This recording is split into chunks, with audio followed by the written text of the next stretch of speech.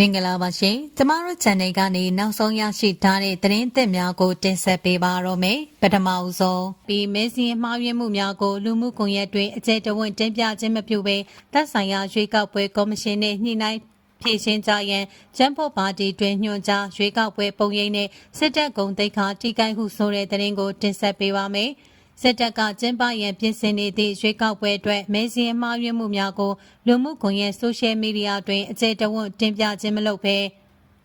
သက်ဆိုင်ရာရွေးကောက်ပွဲကော်မရှင်နှင့်ညှိနှိုင်းဖြည့်ရှင်းကြရန်ကျန်းဖို့ပါတီတွင်ညွှန်ကြားလာကြောင်းကျန်းခိုင်ရေးပါတီသတင်းရှင်းမြစ်ကပြောဆိုပါရယ်စက်တင်ဘာလ30ရက်နေ့မှစတင်၍အကြမ်းဖက်စစ်တပ်လက်အောက်ခံရွေးကောက်ပွဲကော်မရှင်ကမဲစင်းများထုတ်ပြန်ခဲ့ပြီးရင်းမဲစင်းများတွင်တနိုင်ငံလုံးအတိုင်းအတာဖြင့်အမှားယွင်းမြောက်များစွာပါဝင်လာခြင်းဖြစ်ပါတယ်။ထို့သောမဲစင်းများမှားယွင်းနေမှုကိုနေပြည်တော်နေမြေတွင်ရွေးကောက်ပွဲဝင်မြစ်ဘူးလက်လောက်ဆွေကလူမှုကွန်ရက်မှတဆင့်အကြီးအကျယ်ဝေဖန်မှုများလှုံ့ဆော်လာပြီးနောက်ကျန်းဖို့ပါတီတွင်ရင်းတို့မဲစင်းမှားယွင်းမှုများကိုလူမှုကွန်ရက်တွင်တင်ခြင်းပြောဆိုခြင်းဝေဖန်ခြင်းမပြုလုပ်ရန်ညွှန်ကြားလာခြင်းဖြစ်ကြောင်းသိရှိရပါတယ်။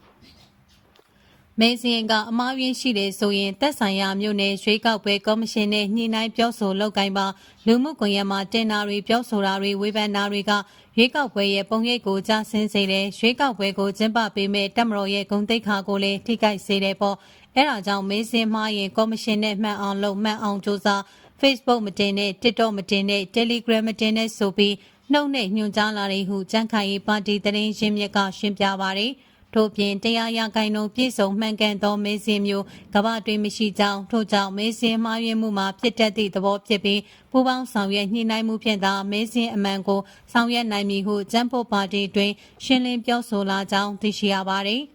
အကြမ်းဖက်စစ်တပ်ကခန့်အပ်ထားသောလူဝင်မှုကြီးကြပ်ရေးဝန်ကြီးမြင့်ကြိုင်စိုးသူကလည်းရွေးကောက်ပွဲအတွက်မဲစင်းများအချက်လက်ကွဲလွဲမှုမပြည့်စုံမှုနှင့်လိုအပ်ချက်များရှိနေကြောင်းပြည်သူများအနေဖြင့်မိမိအမည်မဲစင်းတွင်ပါမပအချက်လက်ပြည့်စုံမှန်ကန်မှုရှိမရှိမဲစင်းထုတ်ပြန်ကြေညာထားသည့်နေရာများသို့လာရောက်ကြည့်ရှုနိုင်ရင်းနှင့်ပြင်ဆင်ဖြည့်ဆွက်ရန်လိုအပ်ချက်များရှိနေကာကာယကံရှင်အနေဖြင့်ရွေးကောက်ပွဲနည်းဥပဒေပါပြဋ္ဌာန်းချက်များနှင့်အညီသတ်မှတ်ပုံစံများဖြင့်ဖြည့်ဆွက်ဆောင်ရွက်နိုင်ရေးအသိပေးကြရန်လိုအပ်ကြောင်းသတင်းထုတ်ပြန်ပြောဆိုထားပါသည်အကြံဖက်မြေအောင်လိုင်က